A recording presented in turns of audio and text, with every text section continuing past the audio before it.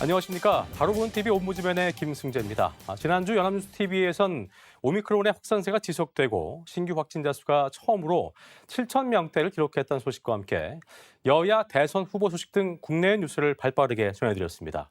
오늘 연합뉴스 TV를 말한다에선 주말 오후 2시 뉴스, 토요와이드, 뉴스센터 12를 중심으로 김홍태 시청자 평가원이 모니터링한 내용을 전해드리겠습니다.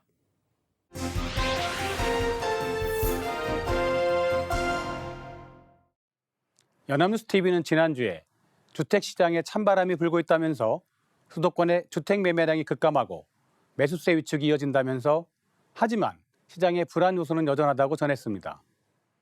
그리고 초등학생들의 눈높이에 맞춘 신호등이 서울 보강초 앞 등 5곳에 설치되었다는 소식과 일본 도쿄에 월세가 1,000원인 임대주택이 공급되었다는 소식도 전했습니다.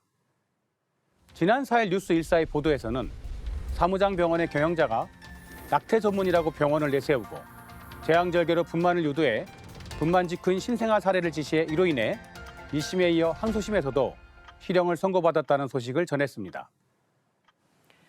지난 4일 뉴스1사에서는 낙태를 전문으로 하는 사무장병원의 경영자가 1심에 이어 항소심에서도 실형을 선고받았다고 전했는데요.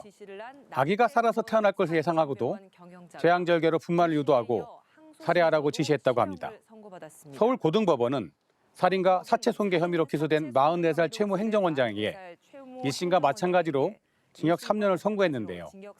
최 씨는 지난 2019년 3월 실질적으로 자신이 운영하는 산부인과에서 임신 34주째인 산모의 태아를 재앙절개로 출생시켜 물에 담가 질식사시키고 시체를 의료 폐기물과 함께 소각한 혐의로 기소됐었습니다.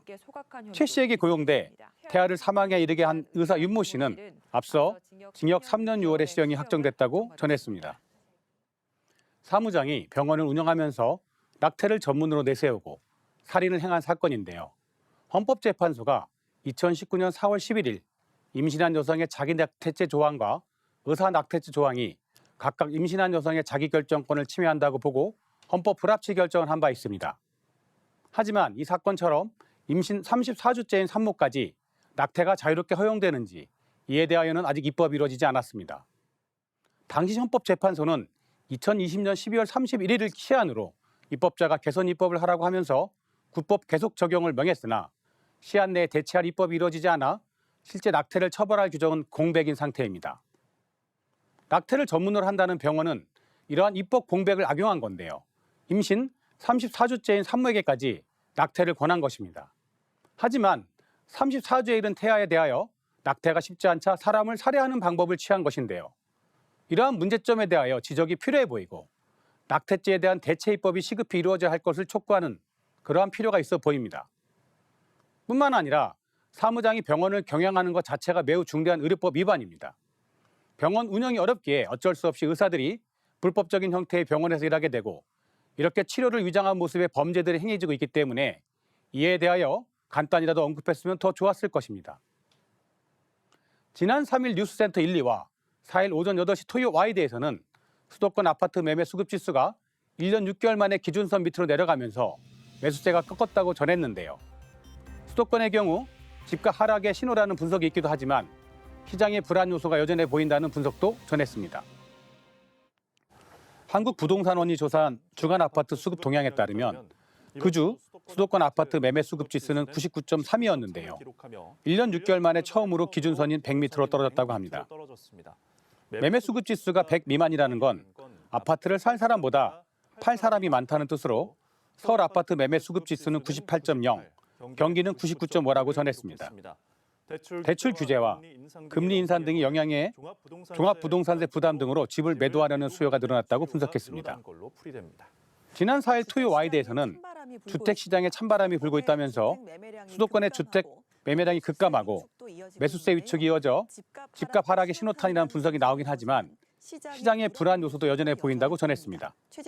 기자는 매수 심리 유축에 서울 집값이 6주째 둔화세를 보인다면서 노원구, 도봉구와 함께 노도강으로 불리며 서울 집값 상승세를 이끈 강북구는 1년 반 만에 보합 상태에 들어갔다고 전했습니다. 10월 수도권 주택 매매는 9월 대비 14%, 지난해 10월보다는 23.6% 급감했고 수도권 전체 아파트 매매 수급 지수도 기준선인 100 아래로 내려갔다면서 집을 사겠다는 사람보다 팔겠다는 사람이 많아졌다고 전했습니다. 집값 하락 기대감이 나오는 이유라면서 이 같은 흐름을 반영하듯 전월세 수요는 뚜렷하게 늘고 있다고 합니다. 10월 수도권 전월세 거래는 1년 전보다 8.8% 늘었고 특히 월세가 전년 대비 22.6% 증가했다고 전했습니다. 임대차 시장에 머무르는 실수요자가 많았다는 얘기인데요. 서울 송파구 공인중개사는 전세는 나오면 계약이 바로바로 되고 월세도 비교적 빨리 되고 그래요. 그동안 밀렸던 전세 물량이 싹 계약이 됐다고 말했습니다. 하지만 이런 흐름과 달리 인기 지역 아파트 값은 여전히 상승세를 이어가고 있다는 건데요.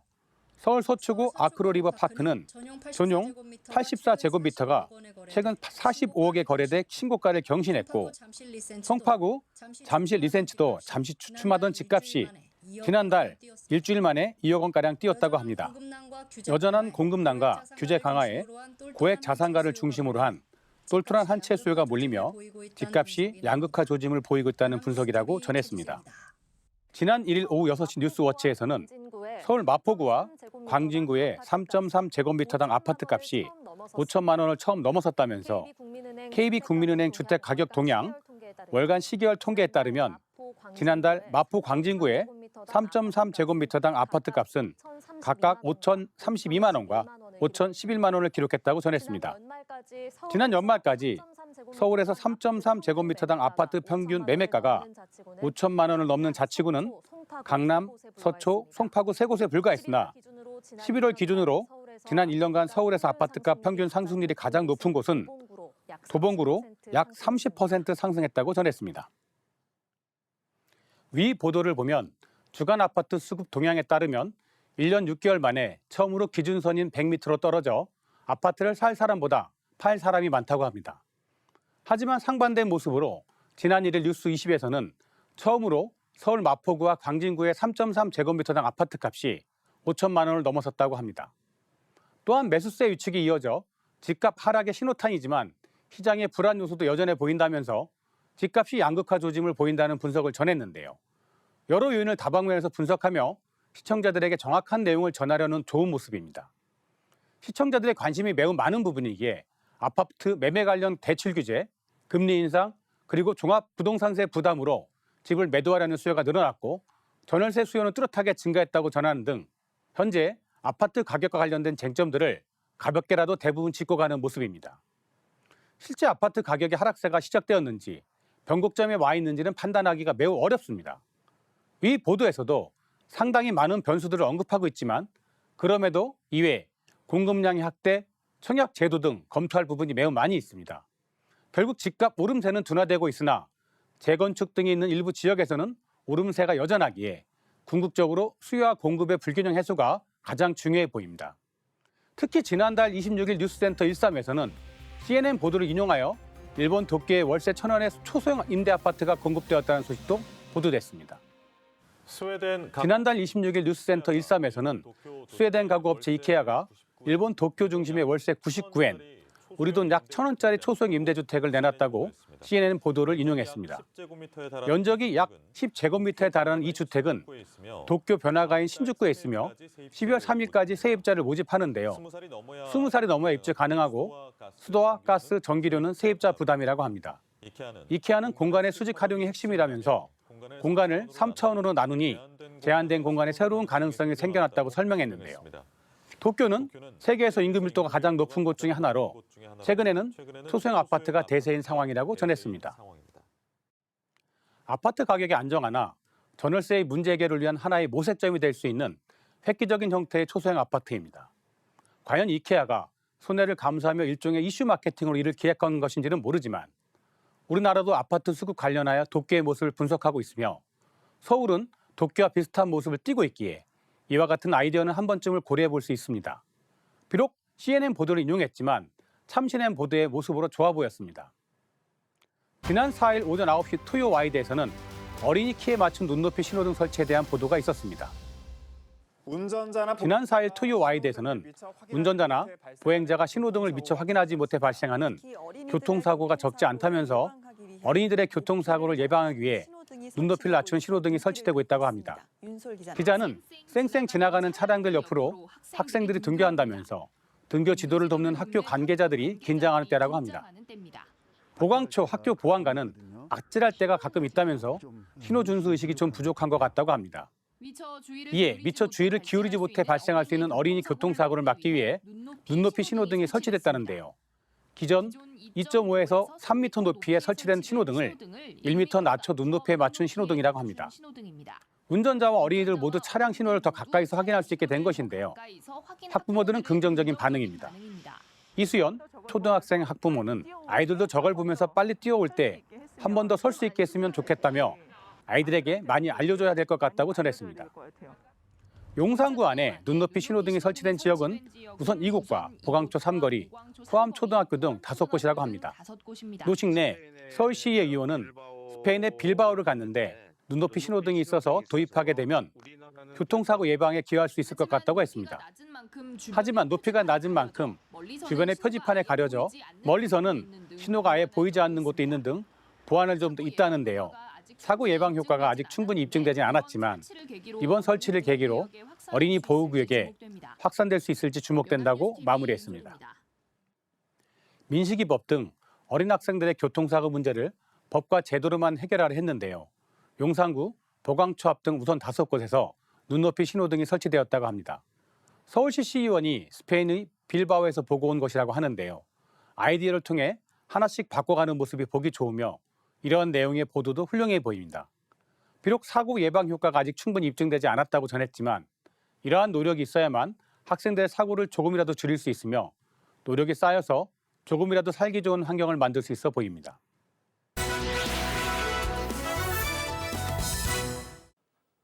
네, 이번 시간은 주말에 방영되는 제작 프로그램을 대학생의 시선으로 분석하고 평가한 내용을 들어보는 캠퍼스 TV 리포트 시간입니다.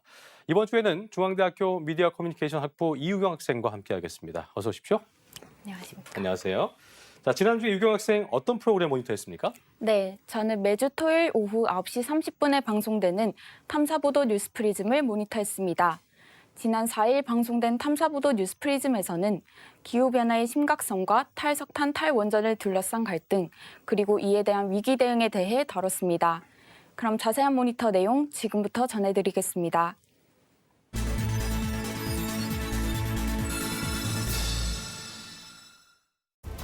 방송은 탄소 배출과 기후변화 위기를 방치할 경우 공멸할 것이라는 말로 시작합니다. 과거엔 좀처럼 보기 힘들었던 기후재앙과 지구온난화가 인류의 생명을 위협하고 있다는데요.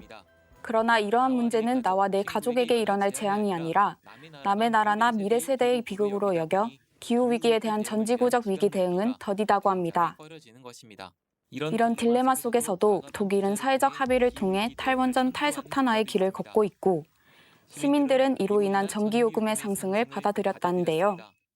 이런 재앙을 막기 위한 사회적 비용 지출과 공동 분담을 감수하는 데에는 계층 간 세대 간의 치열한 갈등이 따를 수밖에 없다고 전합니다. 갈등 조정에 성공한 국가 사례가 독일이라면 그 반대로 프랑스는 기후변화 재원을 마련하기 위해 유류세를 인상했는데 이에 따른 반발이 폭력 사태로 이어져 사상자가 속출했다고 합니다. 최근 우리 정부는 2050년 국내 온실가스 순 배출량을 0으로 만들겠다는 목표를 밝혔고 문재인 대통령은 국제사회에 우리나라의 탄소 중립 의지를 알렸는데요. 탄소 중립 취지와 필요성에는 모두가 공감하는 분위기지만 시민단체들은 목표가 기대치보다 낮다. 산업계에서는 너무 높다는 엇갈린 평가를, 화력발전업계에서는 일자리 우려 반응을 보이며 필연적인 갈등을 노출하고 있다고 합니다. 무르익는 대선 전국, 차기 정부에서도 탄소 중립은 피할 수 없는 과제이고 이에 대한 목표치와 방법론을 놓고 충돌이 벌어지고 있다는데요. 더불어민주당 이재명 후보는 탄소세를 부과하고 기후에너지부를 만들어 탄소 중립 목표를 10년 앞당기겠다고 밝혔고 국민의힘 윤석열 후보는 현 정부의 탈원전 정책을 비판하며 오히려 미래형 원전을 적극 만들겠다고 말했습니다. 탈원전 탄소 중립 문제에 대해 현 정권과 다음 정권의 슬기로운 정책 배턴 터치가 필요함을 알 수 있었습니다. 지난 20년간 지구 평균 온도는 산업화 이전 대비 1도가 높아졌고 1993년부터 2002년까지 연평균 해수면 상승폭은 2.1mm였는데 2013년부터 올해까지는 4.4mm로 배 넘게 뛰어올랐다고 합니다. 기후해법을 찾기 위해 지난달 영국 글래스고에서 유엔 기후변화협약 당사국 총회 COP26이 열렸다고 합니다. 목표는 지구 온도가 1.5도 이상 오르지 않게 막는 것이라는데요. 이를 위해선 2030년까지 온실가스 배출을 2010년 대비 45% 줄이고 2050년엔 탄소 중립을 달성해야 한다는 것이 유엔의 분석이라고 합니다. 한편 선진국들은 지금까지 온난화에 책임을 지라는 압박을 받았다고 합니다. 자국의 산업자본 보호, 미중의 패권주의, 개도국 자금 지원, 국가 간 불신 등 극복해야 할 장애물이 아직 많지만 인류 공동 목표 실현을 위해 국제사회의 강화된 행동과 연대가 필요함을 알 수 있었습니다. 차세대 원전으로 주목받고 있는 SMR은 증기 발생기, 냉각제 펌프 등을 일체화한 출력 300메가와트 안팎의 소형 원전으로 기존 대형 원전과 비교하면 발전량은 적지만 상대적으로 저렴한 건설 비용과 높은 안전성으로 주목받고 있다고 합니다. 국제원자력기구에 따르면 미국, 러시아, 중국 등 전 세계에서 71종 이상의 SMR이 개발 중으로 2035년 시장 규모가 최대 600조 원에 이를 것이란 분석도 있다는데요. 탈탄소 기조에 맞춰 내연 기관차에서 전기차로의 전환도 가속화되고 있다고 합니다. 올해 3분기까지 글로벌 전기차 판매량도 처음 연간 300만 대를 넘었고 국내 판매도 전년 대비 96% 증가하며 전 세계에서 7번째로 많은 것으로 집계됐다는데요.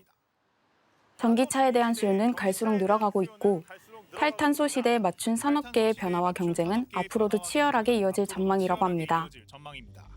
기후변화와 대응을 둘러싼 논쟁이 건강하지 않고 기득권 싸움으로 시간만 끈다면 아프게 될 것은 지구가 아니라 바로 인간이라는 말로 방송은 마무리됩니다. 네, 포인트한 내용 잘 봤습니다. 유경 학생은 탐사보도 뉴스프리즘 보면서 어떤 점이 가장 인상 깊었나요? 네, 저는 기후변화 대응과 탄소 중립에 대해서 서로 다른 입장과 평가를 내놓는 모습과 이는 필연적인 갈등일 수밖에 없다는 점이 가장 인상 깊었습니다. 인류 공동의 목표 실현에 초점을 맞춰 사회적 합의와 연대를 끌어내고 환경 문제에 좀 더 현명하게 접근하는 태도가 필요하다는 생각을 했습니다. 예. 수고 많았습니다. 지금까지 중앙대학교 미디어 커뮤니케이션 학부 이유경 학생과 함께했습니다. 오늘 말씀 고맙습니다. 네, 감사합니다.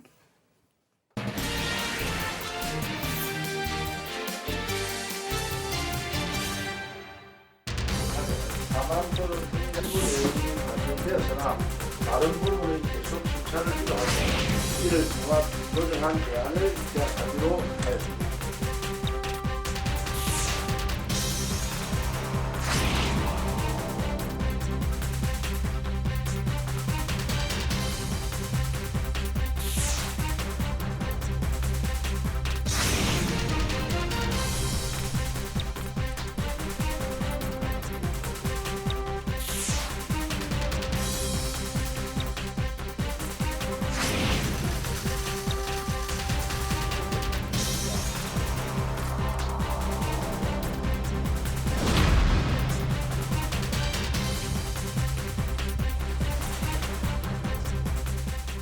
최근 경찰관 직무집행법 개정안이 국회 행안위를 통과하면서 경찰의 형사 면책 규정 신설에 속도가 붙고 있습니다. 최근 일련의 사건에서 부실 대응으로 질타를 받은 경찰이 과감한 법 집행에 도움이 될 것이라며 환영을 하고 있습니다만 시민사회에선 권한 남용을 우려하는 목소리가 나오고 있는데요. 오늘 TV와 비평에선 경찰관 직무집행법 개정안을 둘러싼 논란에 대해서 언론은 어떻게 보도하고 있는지 짚어보겠습니다. 도움 말씀에 경희대학교 커뮤니케이션 연구소 이장환 연구원 자리했습니다. 어서 오십시오. 안녕하세요. 예. 자, 먼저 지난달 29일이었습니다. 네. 국회 행안위를 통과한 경찰관 직무집행법, 일명 경직법의 주요 개정안 내용을 간략히 설명을 먼저 좀 해주시고요. 네. 또 경직법 개정이 급물살을 탄 배경, 그리고 경찰 측의 어떤 입장 등을 언론은 어떻게 보도하고 있는지도 네네. 정리해보죠. 예. 네, 지난달 29일에 경찰관이 범죄에 대응하는 과정에서 과실 등이 있더라도 형사 책임을 감경 또는 면제할 수 있도록 하는 경찰관 직무집행법 일부 개정 법률안이 국회 행정안전위원회에서 의결되었는데요. 이번에 발의한 일명 경직법 개정안의 주요 내용은 경찰관이 업무 중 사람의 생명과 신체를 보호하고 구조하기 위해 타인에게 피해를 줬을 경우 그 직무 수행이 불가피하고 경찰관에게 고의 또는 중대한 과실이 없으면 형사 책임을 덜어주거나 면제해 적극적으로 현장에서 직무를 수행하게 유도한다고 합니다. 다만 규정 남용을 우려해 국민 인권 보호 차원에서 범죄에 대응하는 때에만 적용되도록 했습니다. 이러한 경지법 개정이 나온 배경에 대해 연합뉴스는 최근 경찰의 인천 흉기 난동 부실 대응 논란을 계기로 신속한 현장법 집행을 뒷받침할 수 있는 경찰관 직무집행법 마련의 필요성이 커지자 국회도 적극적으로 입법에 나섰다고 전합니다. 네. 중부일보도 최근 인천시 남동구 한 빌라에서 층간소음 시비로 흉기에 찔린 50대 여성이 내사에 빠지는 사건이 발생했는데 이 과정에서 출동한 경찰 2명이 흉기를 휘두르는 주민을 제지하지 못하고 현장을 이탈하는 모습이 CCTV에 포착돼 이에 경찰의 강력범죄 대응 능력에 대한 비난과 함께 경찰의 면책특권 규정이 필요하다는 여론이 많아지자 경찰의 면책특권을 보장하는 경찰관 직무집행법 개정안이 통과되었다고 합니다.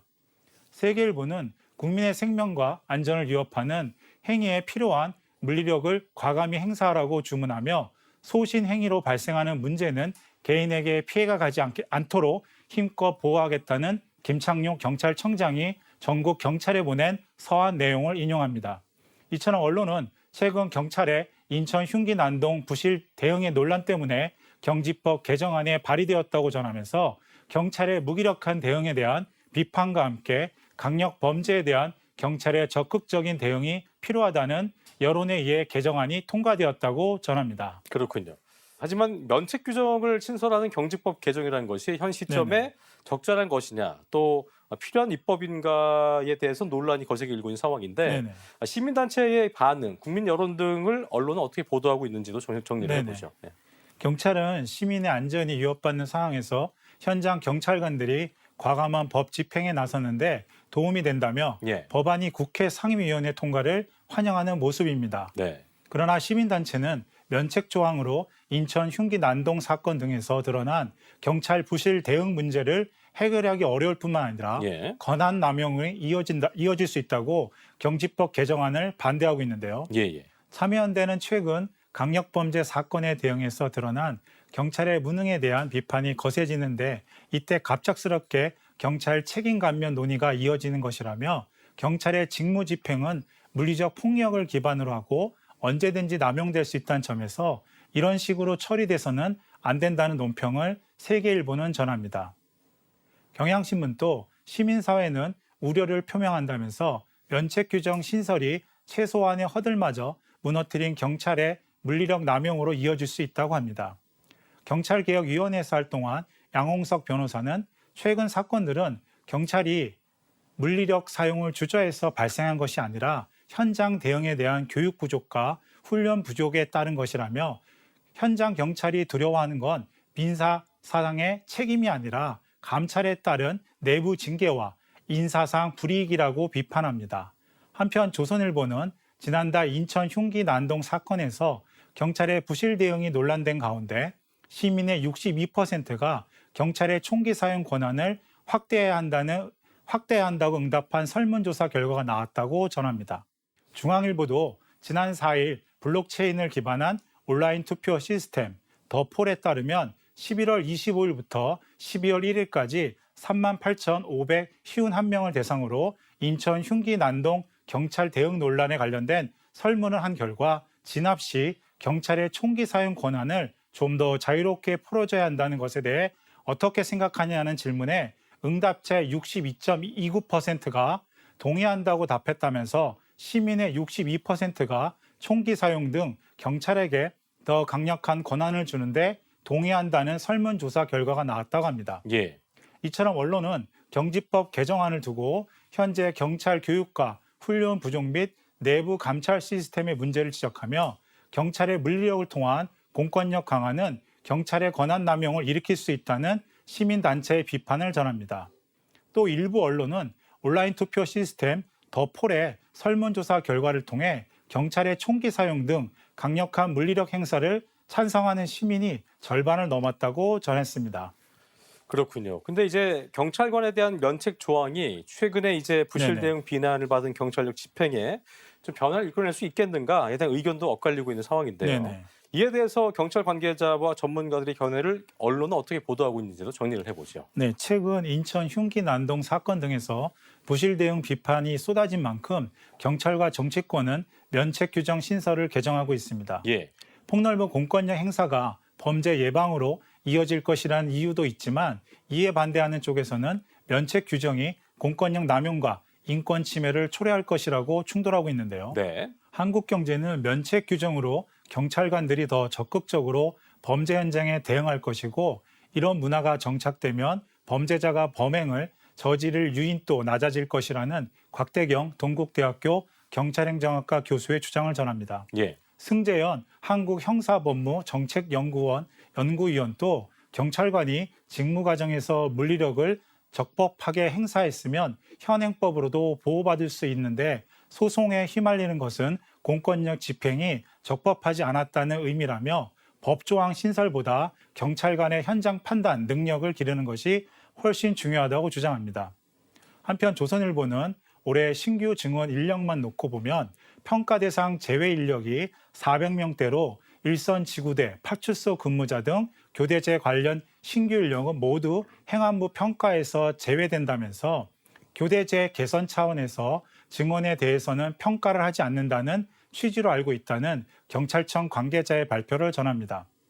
이처럼 조선일보는 경찰이 책임을 지기는커녕 기존에 적용받던 규제가 제외되거나 오히려 면책특권이 강화되는 등 경찰 조직의 비대화를 가속화하는 조치들만 계속 내는 것은 문제가 있다고 합니다. 예, 중앙일보도 경찰에 대해 무너진 신뢰를 회복할 수 있을지 시험대에 올랐다고 평가를 하며 법이나 제도, 장비보다는 사람과 조직이 문제라는 일부 전문가의 말을 인용해 전합니다.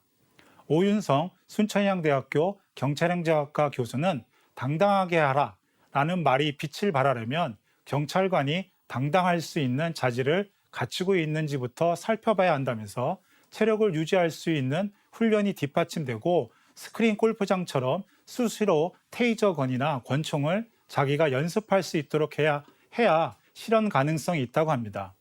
여기에 이윤호 동국대학교 경찰행정학과 교수는 경찰력을 행사한 뒤에 수반될 수 있는 문제에 대해서 경찰 조직과 국가가 책임져 주지 않는다고 생각하니 개별 경찰관들이 공권력 행사에 주저하게 되는 것이라며 경찰은 이미 힘이 세다면서 공권력을 제대로 활용하면 된다고 주장합니다.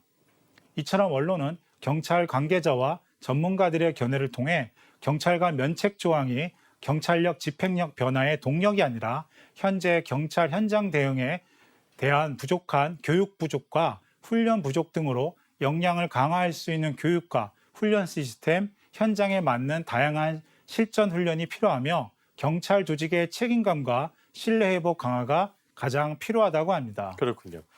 자, 경찰력이 올바로 작동하지 않으면 그 피해는 고스란히 국민들이 입을 수밖에 없는 네네. 상황인데 경찰이 신뢰를 좀 회복하고 또 공권력을 올바로 작동할 수 있는 근본적인 대책이 마련되기까지 네네. 언론은 어떤 역할을 해야 될지 바람직한 보도 자세를 좀 짚어볼까요? 네. 네, 국회 행정안전위원회에서 경찰관 직무집행법 개정안이 통과됐는데 경찰관이 직무 수행 과정에서 타인의 신체에 피해를 줬더라도 예. 시민의 생명과 신체를 보호하고 구조하기에 불가피했고 고의 또는 중대한 과실이 없다면 형사 책임을 감경 또는 면제받을 수 있다고 합니다. 사건 현장에서 과잉 진압 시비와 함께 벌어지는 직권남용, 직무유기, 독지폭행, 주거침입 등 형사적 책임 논란과 부담감에서 상당 부분 벗어날 수 있게 됩니다. 하지만 가장 우려되는 것은 면책 규정 등을 어긴 경찰의 직권남용 문제입니다. 예. 먼저 언론은 검경 수사권 조정 여파로 1차 수사 종결권을 확보, 국가수사본부 발족 등 경찰 권한이 비대해진 상황에서 강력범죄 대응을 명분으로 경찰봉, 테이저건, 총기 등의 사용 권한과 형사상 면책 범위까지 대폭 확대된 경찰권의 공권력 남용과 인권 침해 등에 대해 문제 제기와 감시, 비판적인 취재 보도가 필요합니다. 그렇군요. 두 번째로 언론은 경찰청이 2019년 제정한 경찰관 물리력 행사력 기준과 방법에 관한 규칙과 2021년 경지법 개정안의 차이가 무엇인지, 예. 그리고 강력범죄 검거와 치안 효과에 대한 설명 분석이 있는 심층적인 보도가 필요합니다. 예. 마지막으로 언론은 경찰 조직의 쇄신과 경찰관의 투철한 직업 정신, 사명감, 현장 대처 능력, 경찰관의 감찰, 징계 등에 대한 근본적인 개선에 대해 보도해야 하며 시민단체와의 교류와 협력이 필요성을 또한 제시해야 합니다. 그렇습니다. 자, 지금까지 경희대학교 커뮤니케이션 연구소의 이장원 연구원과 함께했습니다. 오늘 말씀 고맙습니다. 감사합니다. 네, 저희 옴부즈맨 제작진은 여러분의 다양하고 소중한 의견들을 기다리고 있습니다. 방송을 보시고 느끼신 소감을 연합뉴스 TV 홈페이지 내 시청자 게시판이나 SNS로 보내주시면 되겠습니다. 저희는 다음 주 이 시간에 다시 찾아뵙겠습니다. 여러분 고맙습니다.